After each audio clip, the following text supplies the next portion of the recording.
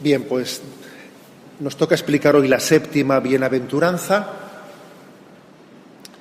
y continuamos, ¿no?, poniéndonos a remojo, que yo pienso que las bienaventuranzas es un ejercicio de ponernos a remojo en la presencia del Señor, es un ejercicio de reclinar nuestra cabeza en el costado de Cristo y pedirle que sus valores, su juzgar el mundo, su verlo desde su mirada, sea el nuestro, ¿no?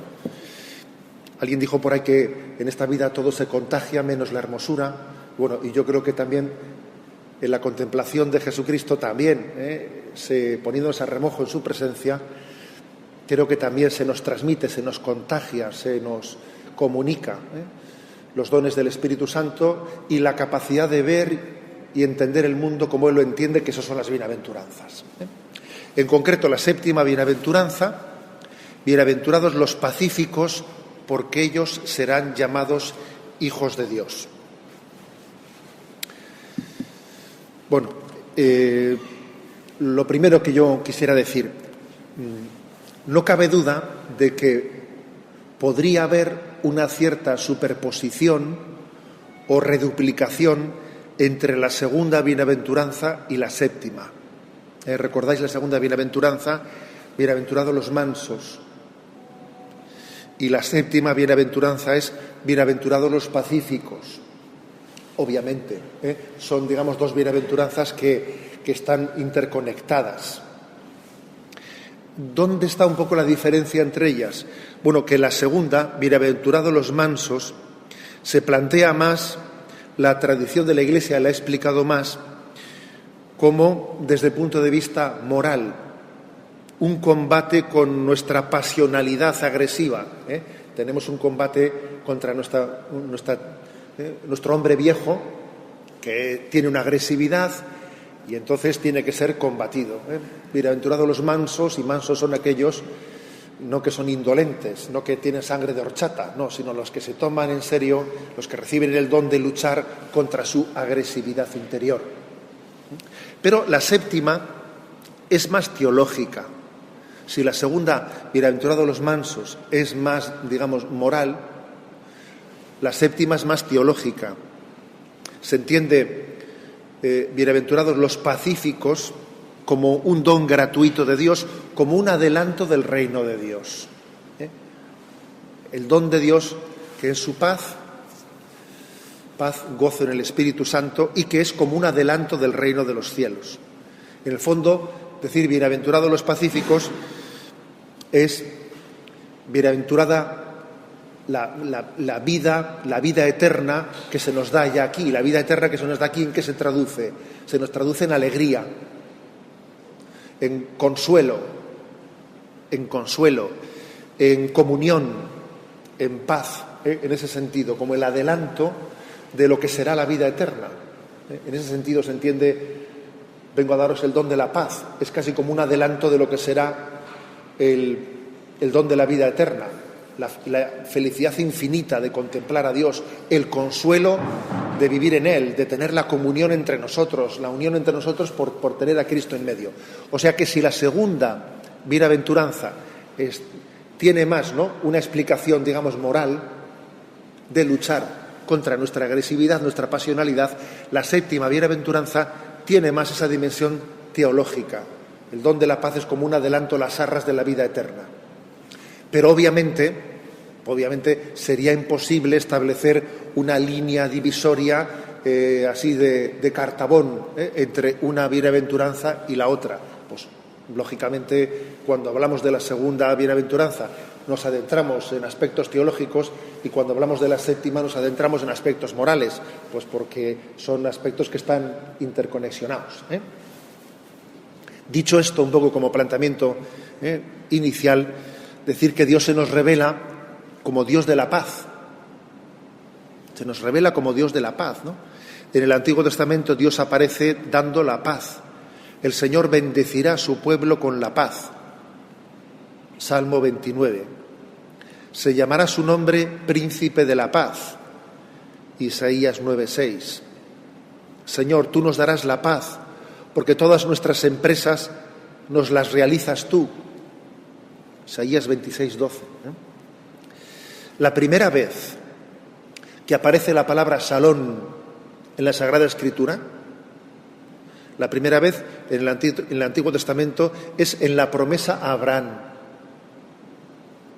Cuando en Génesis 15:15 se le dice: tú, en tanto, te reunirás en paz, en Shalom, con tus padres, y serás sepultado en buena vejez. O sea que la primera vez que aparece la palabra paz es como una promesa de la vida eterna. Es lo que nosotros decimos descanse en paz. En el fondo es una promesa de la vida eterna. Nosotros quizás hemos tendido a moralizar mucho la palabra, en el sentido de que ¿qué es la paz? Pues no pegarse. O sea, hemos hecho una interpretación muy, digamos, moralizante del concepto, que obviamente hay que hacerla, pero fijaros, la primera vez que aparece el término en la Sagrada Escritura es equiparando con promesa de vida eterna. Lo que hoy en día decimos, dale que descanse en paz, dale la paz eterna. En numerosos pasajes del Nuevo Testamento se le llama Dios de la paz. Romanos 15:33, Filipenses 4:9. Sobre todo en los saludos y en las despedidas, es curioso, ¿no? Aquí nuestro San Pablo, como él intuía que la manera de presentarse y de despedirse era deseando la paz, es decir, deseando que Dios esté ya aquí entre nosotros, deseando el adelanto de la vida eterna, ¿no? Bueno, esto digamos como punto de entrada. La paz, ante todo, es teologal. Es teologal, antes de ser un compromiso moral. Y está muy ligado con lo que es la vida eterna, nuestro estado en la vida eterna. Ese estado de paz, gozo, consolación, comunión. Esa sería un poco la definición teologal de la paz. Antes de que nosotros le hagamos aplicaciones morales, que hay que hacerlas, obviamente, ¿no? Jesús se presenta en la Escritura como el gran pacificador. Se presenta el gran pacificador. En primer lugar, yo he elegido cuatro pasajes claves, ¿no?, para entender cómo Jesús se presenta como pacificador. El de la última cena, en la cual Jesús promete la paz a sus discípulos como una herencia. Os voy a dar la herencia de la paz. La paz os dejo, mi paz os doy. No os la doy como la da el mundo. Así como el reino de Jesús no es un reino de este mundo, su paz tampoco es la paz de este mundo, ¿no? O sea, es una herencia que Jesús nos da, la herencia de su paz. La herencia de vivir en esta vida ya en ese estado de paz, de gozo y de consuelo que se nos promete en la vida eterna, ¿no? Es como si la vida eterna ya se nos hubiese dado como heredad. En el fondo está totalmente en conexión cuando Jesús dice: os daré el 100 por 1 en esta vida y luego la vida eterna, pero ya aquí se nos da las arras. Por lo tanto, la última cena, en ese contexto de despedida de Jesús, que él encomienda al Padre a sus apóstoles, a ellos le dice: yo os doy la paz como herencia, mi paz os dejo, mi paz os doy. Dice os doy, no os daré, sino que nos la da ahora. En ese mismo contexto, Jesús, una vez resucitado, se nos presenta con el saludo de la paz. Paz a vosotros, Shalom. Cuando aparece a sus discípulos, llenándoles de gozo, tenéis el texto de Juan 20:19, etcétera, Jesús se presenta disipando todo aquello que nos roba la paz. Por ejemplo, cuando uno visita a alguien que está pues preparándose, ¿no?, en sus últimos momentos para el encuentro con Dios, en los últimos momentos de su vida, yo creo que no hay frase más definitiva que la de preguntarle: ¿estás en paz? y que Él te diga, estoy en paz. ¿Me explico? Me parece que es lo definitivo. O sea, es decir, Dios me ha dado la paz, sabiendo que en este momento pierdo mi vida y sin embargo sé que lo gano todo, estoy en paz. Creo que es el momento de la consumación, de la paz. Por eso Jesús entregó la paz en la última cena, justo en la víspera, en los momentos anteriores de que iba a ser sacrificado, y vuelve a ofrecerla después de haber resucitado. Jesús, ¿estás en paz? Estoy en paz, todo está cumplido. También esa pregunta se nos hará a nosotros, cuando estemos en el último momento de nuestra vida. ¿Estás en paz? Como dice San Pablo, he corrido mi combate, he luchado por la corona y ahora ya estoy en paz. Y por último, el tercer momento está en que Jesús nos da paz en la comunicación del Espíritu Santo en Pentecostés. Ya en Pentecostés se termina de comunicar la paz. Como en el texto de Gálatas 5:22 habla de los frutos del Espíritu Santo, ¿no? El fruto del Espíritu es amor, gozo, paz, paciencia, benignidad, bondad, fe, mansedumbre, templanza. Contra tales cosas no hay ley. Es como todos los frutos del Espíritu Santo, todos vienen en uno, son como un piñón, no vienen desgajados, todos vienen en conjunto, ¿no? Bueno, pues ese es el don de la paz que viene a darnos como fruto del Espíritu Santo. Pero no olvidemos que esta paz que Jesús nos da como herencia en la última cena, que nos la da también como don de una vez resucitado, que se infunde después de Pentecostés, no olvidemos que esa paz Jesús la ha obtenido en la cruz. Porque en la cruz Jesús pacificó todas las cosas con su sangre redentora. O sea que la paz es un don místico, sí, pero es un don místico que está totalmente integrado en la muerte redentora de Jesucristo, con la cual Él, con su sangre redentora ofrecida al Padre, Él pacificó el mundo, hizo la paz con Dios, hizo la paz con Dios. Y la paz entre nosotros. El hombre está en paz con Dios y nosotros somos capaces de hacer las paces entre nosotros. No olvidemos ese aspecto, porque si desgajamos el don de la paz al sacrificio de Jesús en la cruz, no nos alejamos, ¿no?, de la esencia del Evangelio. Los apóstoles han recibido de Jesús la tarea de prolongar el ministerio de la pacificación, sobre todo a través del ministerio de la reconciliación, del ministerio del perdón de los pecados. Eso que Jesús hizo en la cruz, hacer las paces por su sangre, nos ha sido otorgado a nosotros en el ministerio sacerdotal, nos ha sido otorgado en la celebración de la Eucaristía y muy especialmente en la celebración del sacramento de la reconciliación.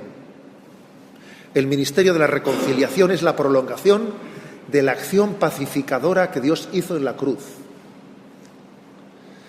La verdad es que yo pienso que no tenemos un don más grande, el mayor potencial pacificador que llevamos en nuestras manos es el ministerio de la reconciliación, la capacidad que Dios nos ha dado de poner paz en las almas a través del sacramento del perdón de los pecados. Esa es la mayor dificultad para la paz, es el pecado del hombre, al cual Jesucristo pues le ha dado una esperanza de redención, ¿no? Yo me atrevería a decir que es infinitamente mayor obstáculo para la paz en este mundo el pecado, un pecado, que no 15.000 errores. Los errores,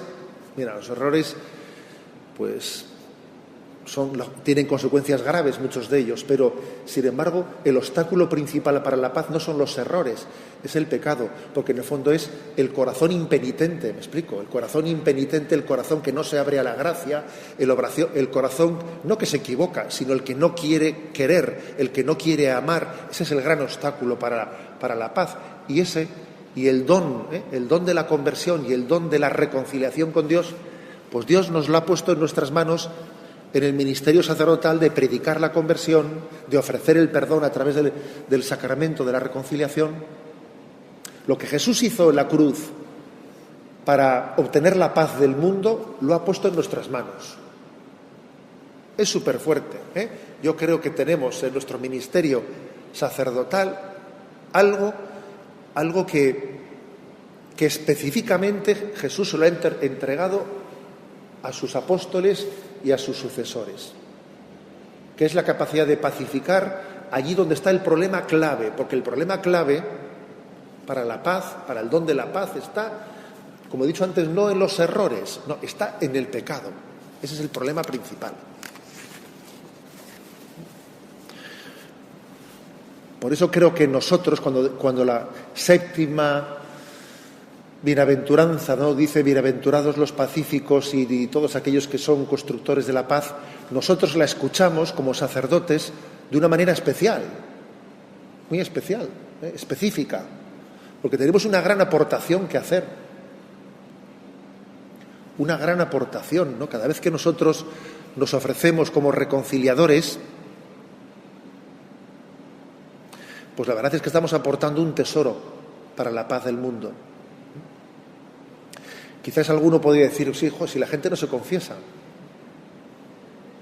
Bueno, igual la primera manera que tenemos hoy en día de hacer nuestra aportación a un mundo que no aprecia el sacramento de la paz, que es el del perdón, igual sería confesarnos también nosotros, entre nosotros, para empezar.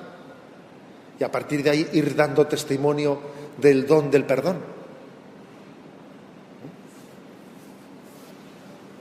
Bueno, es verdad, ¿no?, que nosotros escuchamos de una manera especial la séptima bienaventuranza, porque todos tienen una vocación a obrar la paz.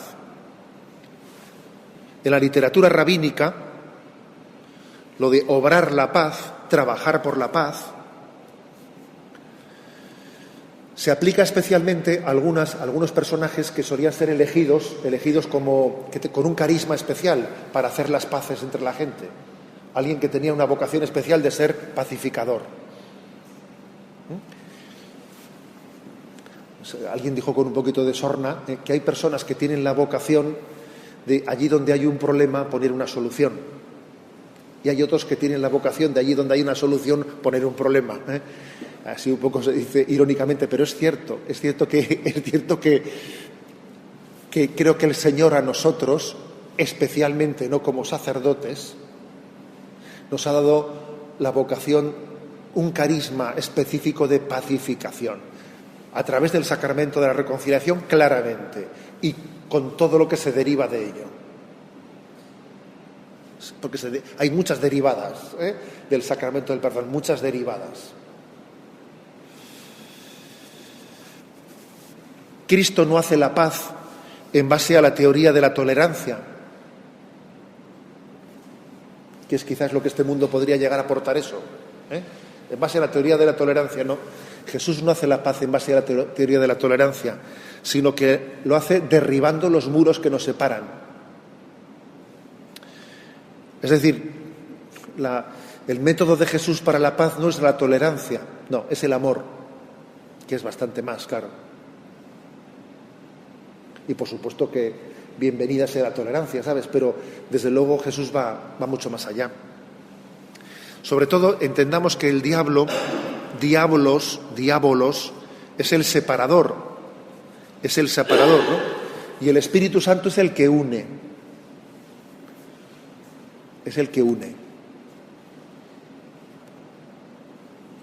Por lo tanto, Pentecostés es el antibabel. Es el antibabel. Si en Babel se escenificó la fractura, en Pentecostés se escenifica la comunión. Bueno, pues entonces, digamos, esta bienaventuranza que Jesús nos ha ganado en la cruz,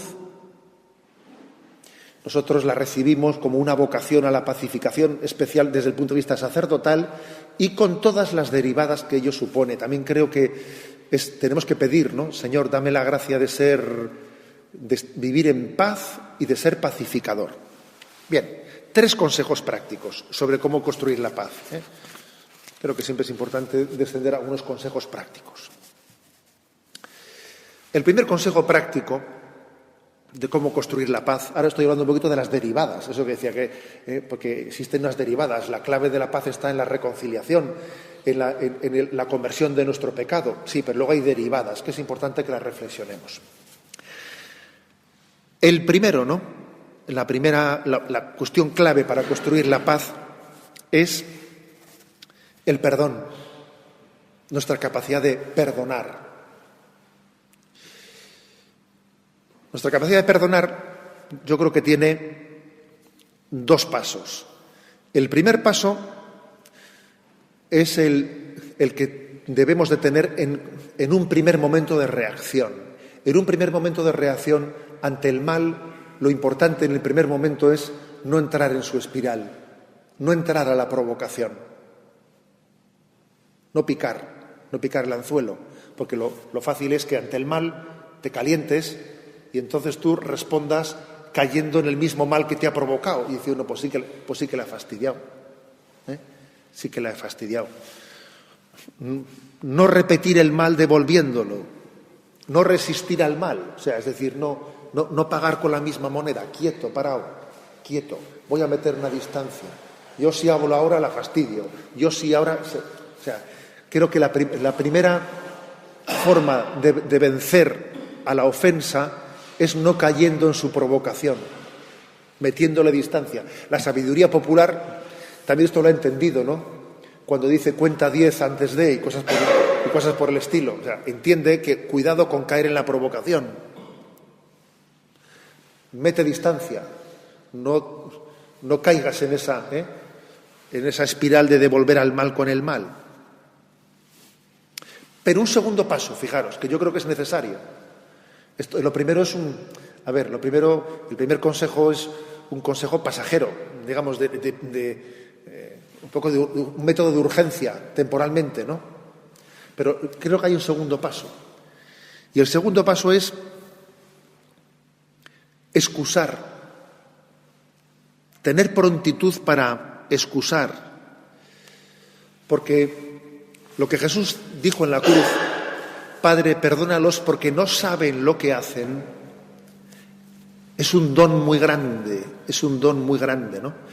Fijaros, hay 2 maneras de perdonar.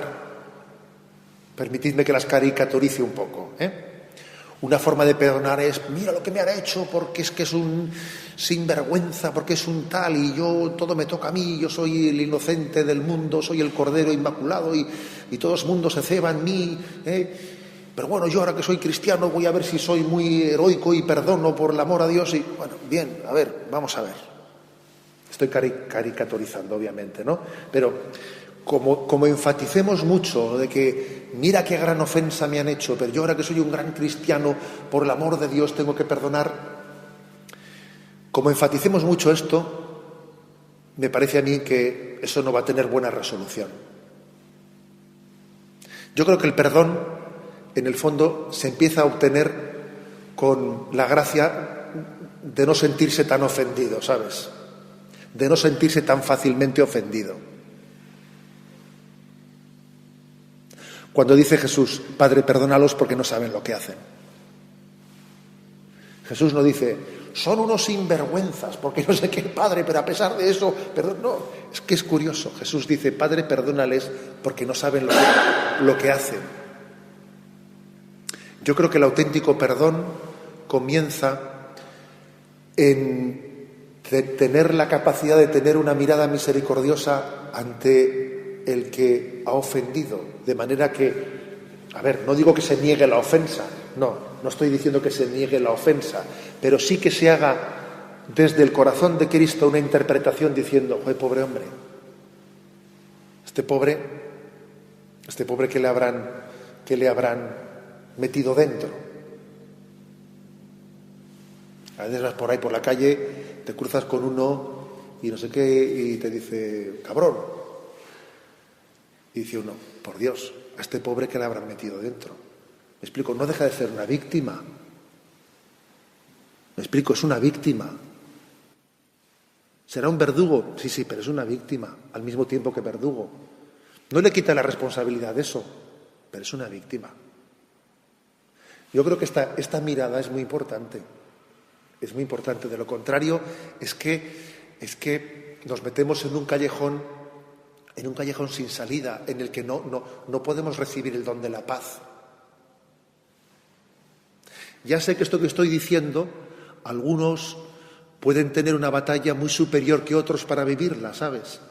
Porque allí donde Dios ha dado a las personas una gran sensibilidad, hay personas de gran sensibilidad, tienen un don por tener una gran sensibilidad, esas personas, es un regalo, porque captan matices y cosas que otros no captamos. Pero también es verdad que sufren mucho más y las ofensas les pueden hacer sufrir mucho más.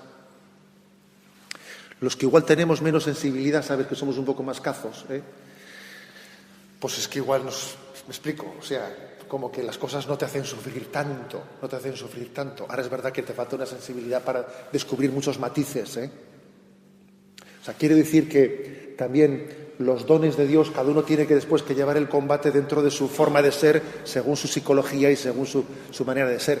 Pero es muy importante pedir este don. El don de la mirada, o sea, es decir, el perdón, primero es no resistir, o sea, no entres en la provocación. Una medida de contención, lo primero que se ha dicho, ¿no? No devuelvas al mal con el mal. No entres en la provocación. Y en segundo lugar, a ver, mírale también no solo como verdugo, mírale también como víctima.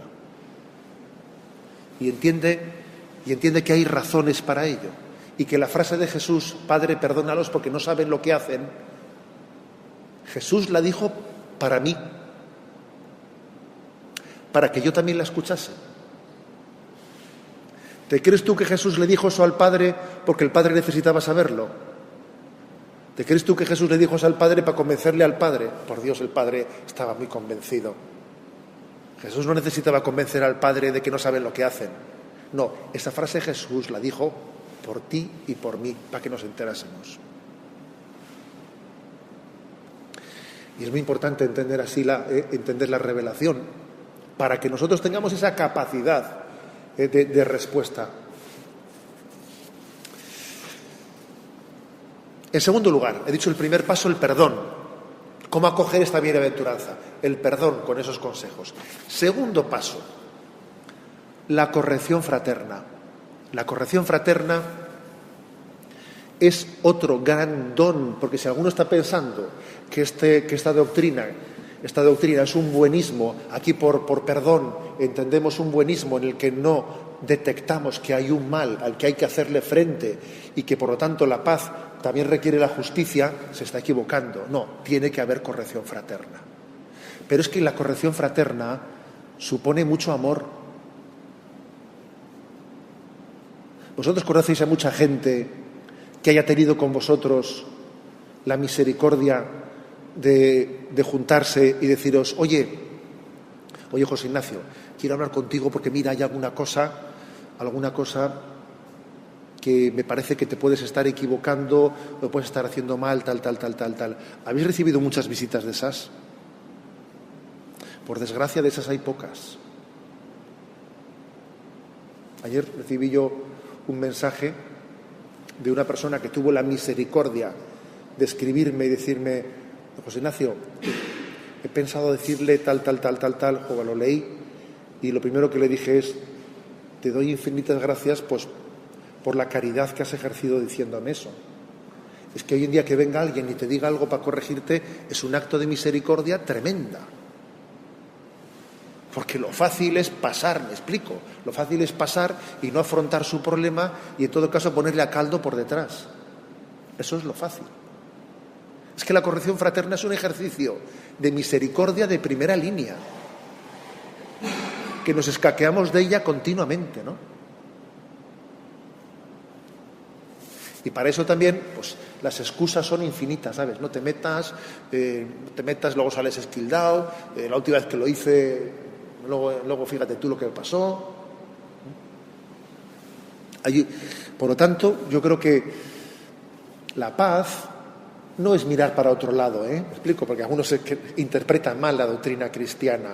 La paz no es mirar para otro lado.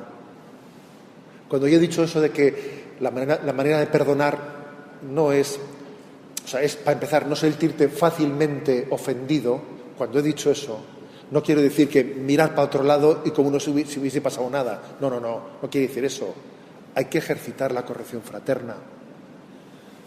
Pero es que eso solamente lo puede hacer el que ama profundamente, el que ama entrañablemente.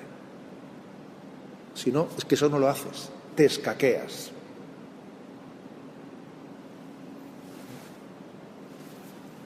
Y en tercer lugar, he dicho lo primero, el perdón. Segundo, la corrección fraterna. Tercero, ejercitarse en la propia sospecha. ¿Qué quiero decir con esto? Pues quiero decir que uno tiene que integrar la autoestima con también tener una prontitud de sospechar de sí mismo, de tener precaución hacia sí mismo, ¿sabes? Porque es mucho más fácil ver los cuernos del vecino que los tuyos, ¿eh? Tú como los tienes detrás de los ojos, ¿sabes? Pues no los ves. Los cuernos de los demás se ven bastante fácil, pero los cuernos de uno mismo es que no los percibe, ¿no? Entonces, ¿qué ocurre? Que aquí muchas veces tenemos una falsa dicotomía, ¿no? Autoestima. A ver, si alguien tiene autoestima, aquí por autoestima entendemos que tú, chaval, valórate. Luego, valorarse es yo no me veo, o sea, veo todo, hago una lectura de mi vida voluntaristamente positiva y no soy capaz de ver nada negativo. O por el contrario, la visión de que sin autodesprecia tiene una imagen de sí mismo, de que no vale para nada, etcétera, etcétera, y entonces el examen de conciencia o la percepción de que soy un pecador te lleva al autodesprecio y a la no estima. Es que tenemos que salir de esa dicotomía, ¿sabes? Es que es una dicotomía mortal. Es una dicotomía mortal. Y aquí yo creo que en la medida en que nos acercamos a Dios, es verdad que uno ve más sus defectos, pero también ve más sus virtudes. Santa Teresa de Jesús, ahora que estamos en su año, ella, en su aniversario, dice ella que en acercándose, ¿no? Dice, y estando en una habitación, veía la mesa que estaba limpia, pero en abriendo la ventana y entrando la luz, vi todo el polvo que había en la mesa. Hombre, el polvo estaba antes, lo que pasa es que no había luz para verlo. Pero ese ejemplo que pone Santa Teresa no solo se refiere a tus pecados, también se refiere a tus virtudes. O sea, que a la luz de Dios uno ve más los dones que Dios me ha dado y mis pecados también, las dos cosas. La luz de Dios me tiene que llevar a la autoestima y me tiene que llevar a una prontitud de la autosospecha hacia mí mismo. Las dos cosas. La luz de Dios me da luz para ambas cosas. Entonces creo que también esto es importante, ¿no? O sea, ejercitarnos en esa propia sospecha de decir, de desmontar la falsa seguridad, porque eso también te lleva a romper con la tendencia a juzgar al prójimo, ¿no? No apoyarme en una falsa seguridad en mí mismo. No voy a ser tan exagerado como aquel que dijo que la conciencia tranquila suele ser signo de mala memoria. Yo creo que es un poco exagerado, decir eso no es aceptable desde el punto de vista cristiano, no es aceptable.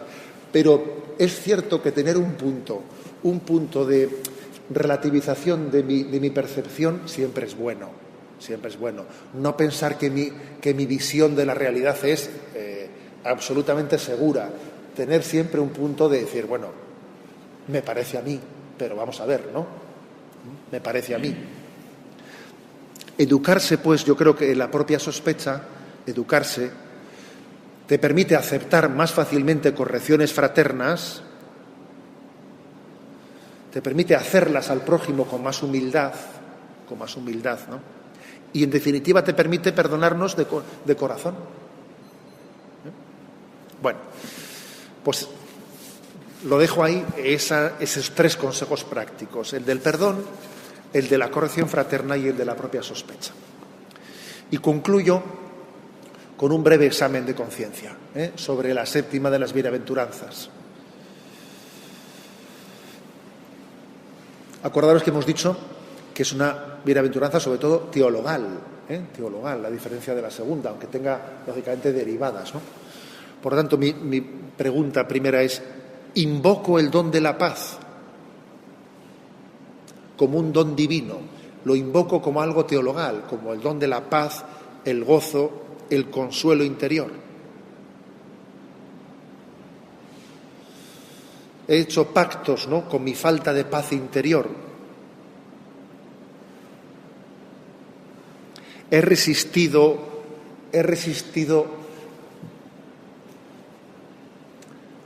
a las sugerencias que el Espíritu Santo hace en nosotros, ¿no?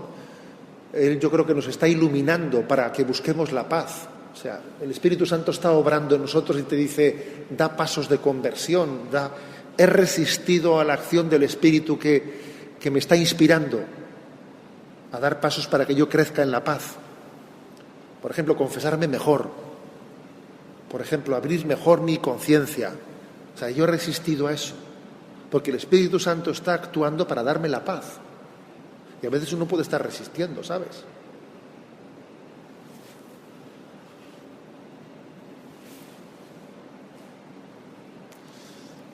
Acudo a la oración, a la alabanza, a la súplica para recobrar la paz, para sembrarla a mi alrededor.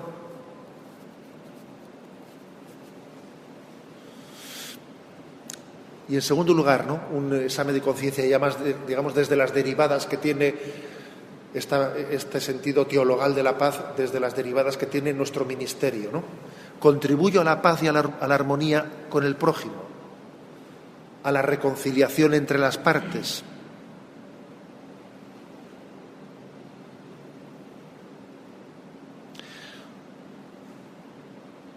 Soy fácilmente irritable.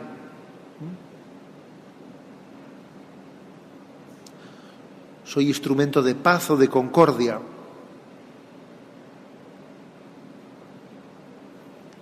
Bueno, como veis, 2 tipos de preguntas. Las primeras más teologales y las segundas más de nuestro compromiso moral. Que el Señor nos conceda ese don. Entender la 7ª bienaventuranza desde esta perspectiva teologal, abrirnos a recibirla, entender que el Espíritu Santo la quiere obrar, nos la está dando en nosotros. Preparando un poco la charla me he acordado de la Madre Teresa de Calcuta, porque ya el colmo de los colmos del don de la paz es cuando el Señor a algunos santos les da la paz en medio de las noches oscuras. ¿Me explico? Porque claro, una cosa es que dice uno puede tener la paz en medio de muchos líos apostólicos. Está claro que sí. Dios te puede dar la paz en medio de muchos líos apostólicos. Pero es que esto es más gordo, lo de la Madre Teresa. Es que se puede tener la paz cuando incluso interiormente